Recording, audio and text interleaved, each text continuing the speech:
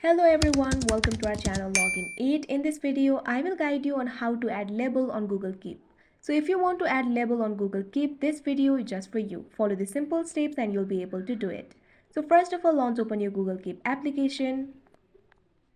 You can see over here Google Keep is opened. Make sure you're logged into your account. Now if you already have a note, all you have to do is tap on that note, or you can also create the note. Tap on the plus sign that you can see right over here. Now type something. Now right over here at the middle of your screen, you can see the three lines. All you have to do is tap on it.